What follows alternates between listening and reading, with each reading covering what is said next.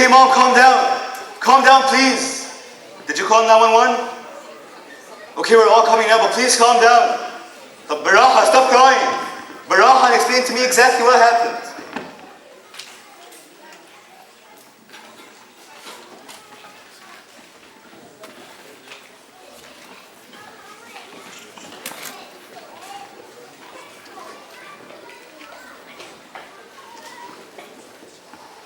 مريم، وحياتك انا جاي هلكان من الشغل، خش اعملي لي حاجه لغايه ما اتفرج على سحب اللوتري.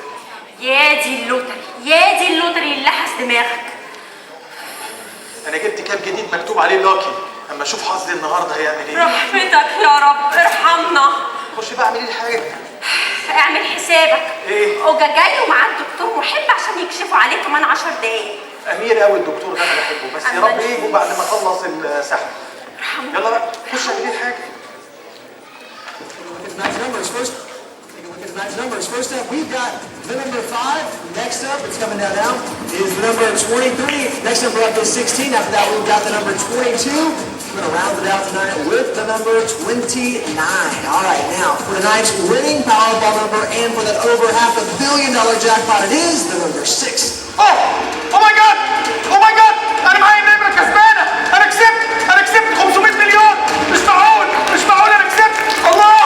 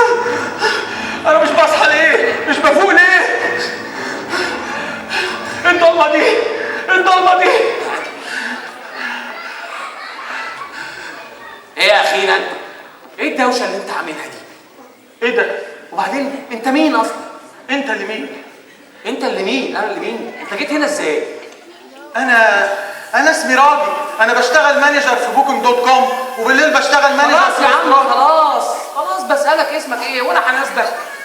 خلاص عرفت اسمك راضي. بس هو السؤال الأهم بقى إيه هو؟ أنا عمري ما شفت خلقتك قبل كده. ولا أنا. طب إزاي أحلم بواحد أنا ما أعرفوش؟ وبعدين دي خلق أحلم بيها يا ربي، وأنا كنت ناقص كآبة. سيادتك المفروض ده لو انا بحلم يبقى انت انا، بس لما اطول وعجز. ايه؟ تعجز؟ تعجز ايه يا عم انت؟ ما تعرفش انا مين ولا ايه؟ لا ما اعرفش. انا المهندس وجيه مشرقي. عمرك ما سمعت عني مثلا؟ وبعدين ده نصبه منك. انا يمكن اكون اكبر منك في السن، بس ده انا كل صحه وشباب. شوف انت منظرك عامل ازاي. بالراحه يا عم، اصلها كانت ناقصاك. ما هو لو ده مش انا اللي بحلم يبقى اللي انا شاكك فيه ده حقيقه، ويبقى احنا الاثنين. شاكك فيه؟ هو انت كمان شاكك في اللي انا شاكك فيه؟ اوعى تقول لي يعني ان انت بتفكر ان نكون احنا الاثنين مثلا متنا يا عم. وبتقولها ليه يا ناقصه فقرك؟ متنا. الله. طب وايه يعني يا عم؟ ريلاكس. انا حتى لو مت انا ضامن مكاني، ضامن ان انا كده داخل السما، انا في امان. بس الدور والباقي عليك انت بصراحه، شكلك كده مش ولا بد يعني. نعم. شكلي مش ولا بد ازاي يعني؟ عندي قرنين وبطلع لك نار من بقي. اللي قدامك ده كان هيبقى مليونير، عنده 500 مليون دولار، كسبت ورقه لوتري. ورقه لوتري؟ ومن الفرحه باين جات لي ازمه قلبيه ويمكن ادير ومت اهو. لا الباقي في حياتك يا اخويا.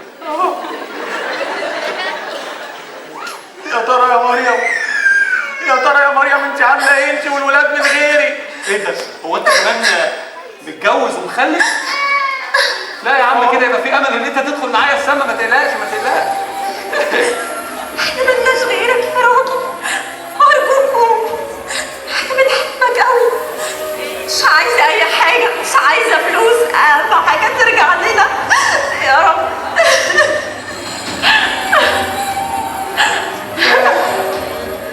قد كده كانت بتحبني. يا رب تلقى ورقه اللوتري الكسبانه وتصرف فلوسها اهو. ده مجنون ده ولا ايه؟ اهو بتحللها كل مشاكلها هي والولاد. يا عم قول يا رب ما تلاقيها. ليه؟ انت اتجننت؟ عشان لو لقيتها هتصرف الفلوس وتاني يوم تروح تتجوز راجل تاني. يا عم بذمتك في حد في الدنيا عاقل يعمل لواحده ست على دولار واحد؟ اهي بص يا وجيه، لقيت الورق. اتفضل يا عم. اكيد برنامج النحس ده هو السبب. ده ايه؟ انت دمرت حياتنا. مجنونه، كفايه حتتين. قطعت الورق. يا رب يتقطع قلبك زي ما قطعت الورق الكسبانه. اشوف فيك يوم. طب تصدقي كويس اني مت قبل ما اشوف اليوم ده. احسن يا عم احمد ربنا انك مت. طب تصدق نص الرجاله المتجوزين اللي في العالم بتحسدك انك مت. طبعا كلهم نفسهم يخلصوا من القرف ووجع الدماغ وعيال وزوجه. امال انت فاكر ان انا لسه بصحه وشباب ازاي في سني ده؟ عشان عمري لا اتجوزت ولا كان عندي دوشه عيال ولا كلام فارغ من ده. طول عمري عايش كده برنس لنفسي وخلاص بلا هم. يا بختك يا استاذ وجيه. بس اصل انت ما شفتش مريم دي في اول كام سنه جواز كانت عامله ازاي. احنا كنا اسره سعيده، ما كانش عندنا مشاكل، كانت حياتنا بسيطه وسهله وكل امنياتنا ممكن تحقيقها. هم كل ستات كده يعني، كل ستات كده بتتحول كده. في اول الجواز بيبقوا طيبين قوي وحنينين، وبعدين اول ما تلاقي معاك قرشين تبتدي بقى تقصقص في ريشك. تجيب لها عربيه تقول لك لا ده انا عايزه احدث موديل. تجيب لها بيت تقول لك انت ما شفتش بيت فلانه شكله عامل ازاي. هم كده كلهم، تديها صباعك تاكل دراعك. امال انا بقول لك انا ما اتجوزتش ليه؟ كلهم بيتحولوا يابا. ايوه يا استاذ وجيه، بس هي اتغيرت وانا اتغيرت كمان. انا كان كل تفكيري اني لما اشتغل اكتر واجيب فلوس اكتر كل ما مشاكلي تتحل، لكن كانت مشكله صغيره بتتحل ومشاكل غيرها كتير بتدخل حياتنا وتعقدها. طبعا. بس هعمل ايه بقى؟ ما خلاص. طيب ما تحكي لي حكايتك، انت ازاي كده ضامن السما؟ ضامن السما؟ طبعا ضامنت. ده كلام يا ابني. اللي قدامك ده كان بليونير سلسله فنادق WM في كل حته في العالم. يعني كنت هيلمان كبير قوي قوي ما اقولكش، يعني فلوس من غير حساب. ولما نيجي بقى لحكايه ربنا والكنيسه والكلام ده كنت بدي كتير قوي قوي. يا سلام. كان عندنا في الكنيسه لو كانوا اتزنقوا في اي حاجه كانوا يبعتوا لي بس رساله صغيره كده، يلاقي الشيك عندهم بعدها بدقايق. اظن مفيش مجال بقى للتواضع بعد ما متنا يعني، خلاص. يعني اللي قدامك ده تقدر تقول عليه كده كلباني كنايس من بيتك بفلوس. تقول لي ضامن سلام. يا سلام عليك يا استاذ وجيه. انا كمان كنت بقول لو كان معايا فلوس كانت كل مشاكلي اتحل وكنت ضمنت ادخل السما زيك كده. اديني لا طلت لا سما ولا ارض. فقري بقول. بس انت برضه ما قلتليش انت مت ازاي؟ ايه مت ازاي؟ تصدق ان انا مش فاكر مت ازاي اصلا؟ لا حاول تفتكر. مش عارف. انا كل اللي فاكره ان انا كنت حابس نفسي لوحدي وعندي اكتئاب فظيع. وبعدين فجأة الاقي الدنيا ضلمت فجأة حواليا، مش فاكر. الدنيا ضلمت. يعني النور قطع؟ طب هم الاغنياء اللي زيك يا استاذ وجيه بيجي لهم اكتئاب زي اللي حالاتنا؟ ازاي يعني؟ ما انا اخر حاجه كنت فاكرها، انا كنت بضحك زي المجنون، مش عارف في ايه. انا بحاول افتكر بس. تضحك؟ طب بتحاول تفتكر اكتر، مش يمكن تكون مت من الضحك مثلا؟ لا ظريف قوي ظريف، وليك نفسك تنكد وانت ميت. اعمل ايه طيب؟ انا فاكر اخر لحظه كنت باخد علبه الدواء، تقريبا خدتها كلها مره واحده. ايه؟ اكيد من غير ما اقصد يعني، ما تخليش مخك تروح لبعيد، اكيد خدتها من غير ما اقصد يعني. نعم، خدت علبه الدواء كلها بالغلط يا استاذ وجيه؟ انت بتشتغلني ولا فاكرني كروديا؟ لا انا شكلي كروديا قدامك يا وجيه. خلاص يا عم خلاص، اهدى هحاول افتكر بس. حاول. انا كنت بتألم قوي، والوجع كان فوق الاحتمال بصراحه، ما كنتش قادر احتمل، وكل اللي حواليا سابوني. ايوه انا كان عندي لوكيميا، وكل اللي حواليا سابوني وبعدوا عني، وحتى صاحبتي اللي صرفت عليها ملايين سابتني، والاحساس ده كسرني قوي وقتلني من جوايا. عشان كده احتمال اكون عشان اوقف الوجع خدت علبه الدواء كلها غصب عني، ولا خدتها بالقصد يعني انا كده ممكن اكون انتحرت. ايوه انتحرت يا استاذ وجيه. ليه؟ ما كنتش عامل حسابي. انا انتحرت. ليه يا استاذ وجيه تنتحر وتضيع نفسك؟ انا مت منتحر. طيب ما فكرتش تروح الكنيسه ليه؟ لما انت كنت قريب منها زي ما بتقول. كنيسه؟ عايز الحق، انا كنت نادر اول ما بدخل كنيسه.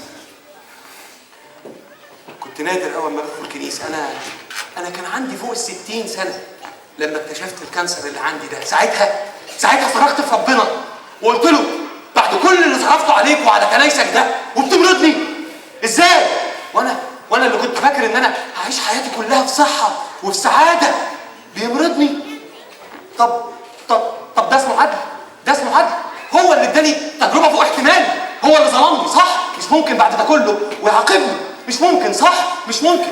يا وجيه كان مديك المرض تجربه تقربك منه اكتر. تجربه ايه يا عم انت كمان؟ انت هتعمل زي ابونا اللي جه يزورني في البيت في الاخر ويقول لي ربنا بالمرض ده حررك. ربنا كان عايزك تنسى البيزنس وتركز في ابديتك. امسك فيه وركز في ابديتك، وشويه كلام فارغ في فارغ. طيب انت عملت ايه لما قال لك كده؟ عملت ايه؟ طردته من البيت فورا طبعا. وانا كنت ناقص؟ انا كنت بقول له هو وكل الكهنه التانيين ازاي يعني صلواتكم بعد كل اللي صرفته عليكم ده مش قادره تخلصني من المرض اللي انا فيه؟ وفين ربنا اصلا والوجع مالي جسمي مش قادر اخلص منه؟ بصراحه الراجل خرج من عندي وهو مكسور وبيبكي وقال لي ربنا كان عايز قلبك، ما كانش عايز فلوسك. ربنا كان عايز رحمه، ما كانش عايز ذبيحه. وخرج وهو بيقول لي انا هصلي لك يا ابني، بس زي ما انت شايف طبعا واضح ان صلاته ما جابتش نتيجه خالص. يا استاذ وجيه، انت كنت قاسي قوي عليه.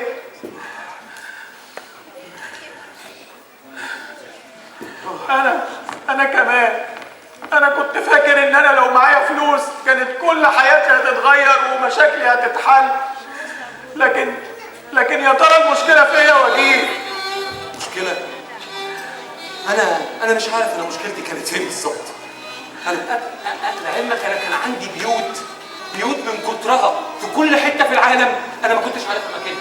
عربيات كانت بتتعمل لي سبيشال اوردر مخصوص علشان تخيل. وانا في وسط المتعه دي كلها ما حسيتش عمري بلحظه سعاده واحده. كنت دايما قلقان على اللي جمعته وبفكر ازاي اكبره اكتر واحل لي المشاكل اللي بتيجي من وراه. عمري ما حسيت بسعاده. يعني يا رب لا اللي معاه مرتاح ولا اللي معهوش مرتاح. حكمتك يا رب. تقريبا المشكله فين؟ المشكله فينا احنا من جوه. مش في معانا ايه ولا معانا كام. زمان وانا لسه شاب صغير، لما شمرت دراعاتي وقلت له عنك انت يا رب، عنك انت يا رب، انا هقدر اشيل الشيله كلها لوحدي، انا مش محتاج معونتك في حاجه، اتفرج عليا وانا بصرف عليك وعلى كنايسك كلها من فلوسي. ساعتها ما طلبتش معونته وافتكرت ان انا هعرف اقضيها كلها لوحدي، واديني في الاخر مت وانا لوحدي. عشان كنت فاكر ان انا المهندس وجيه مشرقي العبقري. مش يمكن لو كنت ساعتها طلبت معونته كان زماني بقيت في مكان تاني غير اللي انا فيه ده، ولو حواليا طاقة نور واحدة، بدل ما انا في الضلمة والسواد كله مالي قلبي. انت عارف يا راجل، انا عمري ما هدخل السما. ليه؟ عشان انا ما استاهلش ادخل السما، عشان انا عمري ما كان في عشرة حقيقية بيني وبينه، عمري ما عرفته بجد. انا مش هدخل السما، انا عارف ان انا ما ادخلش السما، انا انتهيت.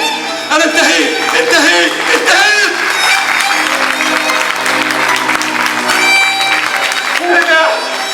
هو راح فين؟ استاذ وجيه، انت رحت فين وسبتني لوحدي في الضلمه؟ استاذ وجيه، ورجعت لوحدك تاني في الضلمه يا راجل. زمان كنت ببقى مبسوط وفرحان لما كنت عايش في بيت اهلي البسيط، علشان كان مليان صلاة، كان عمران بربنا ودفى وونس العيلة. لكن بيتنا اللي بحمام سباحة وجنينة وزوجة ما بشوفهاش هي وولادي لما يطلبوا مني فلوس. يا ترى يا رب كنت داخل البيت ده، كنت انت سيد البيت ده. لا، الفلوس. انا صحيح ما حدش كان يقدر يخدم سيدين وانا ما كنتش اقدر اخدم سيدين. دي غلطتي من الاول. انا كان لازم اختار ربنا، لكن ضاعت الفرصه بتاعتي، ضاعت فرصتي، ضاعت.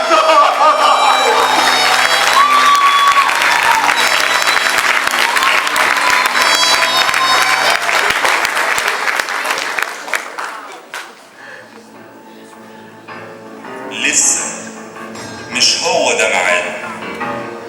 مين اللي بيتكلم؟ مين؟ راجل، عندك فرصة تانية، ربنا سمح لك ترجع الأرض تاني. انت مين؟ تقصد اني مش هموت؟ معقول؟ هتقوم وهترجع وهتعيد حساباتك من تاني، علشان تختار المرة دي مين هيكون سيد لبيتك، ربنا ولا الفلوس؟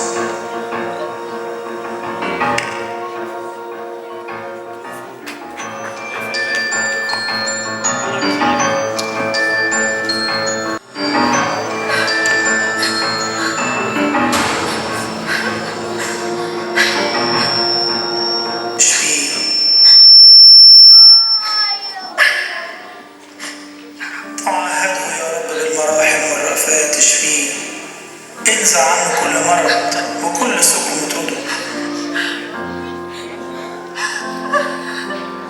انا واقف.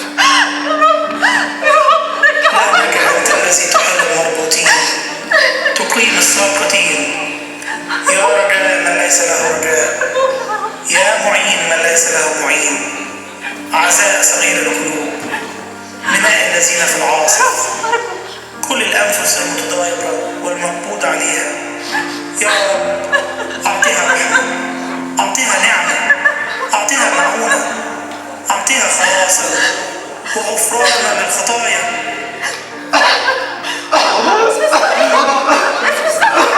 راجل انت كويس؟ راجل، أشكرك يا رب.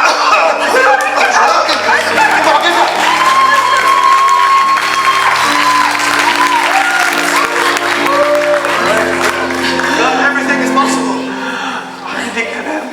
عندي كلام كتير عايز اقوله لكم، بس عايز اقف اشكر واصلي ربنا الاول.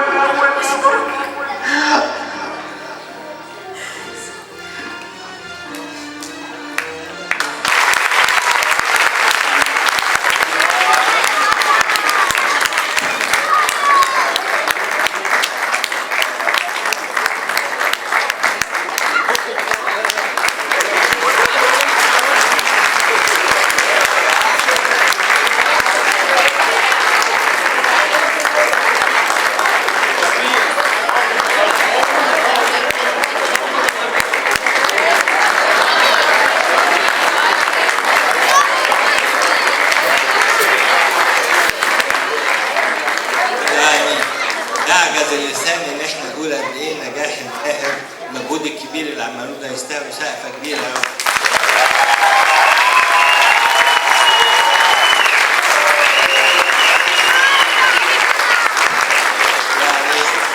كلهم احسن من بعض، مفيش حد ما اقدرش اقول في واحد مميز عن التاني، كلهم يعني ابداع. ربنا يبارك في خدمتهم ويستمروا ويبقوا سبب بركه. انا عارف ان كل واحد بقى فيكم شاف نفسه في المسرحيه دي، كل واحد هيبتدي يعمل لسته ويتوب وكده عشان يبتدي صيام ينام بكره. الثلاث ايام دول كل واحد يحاول يحضر له قداس منهم، على الاقل قداس لو مش هيقدر يحضر الثلاثه. كل سنه وانتم طيبين، وبشكرهم كلهم، الناس اللي احنا شايفينهم والناس اللي مش شايفينهم، الناس بتوع الباك ستيج اللي هم تعبوا، واللي عملوا الديكور واللي عملوا الموسيقى واللي عمل الصوت واللي مثل واللي كتب المسرحيه واللي كتب السيناريو، واللي عامل الدور الميت يعني كل سنه وانتم طيبين. ابونا متياس هيصلي لنا.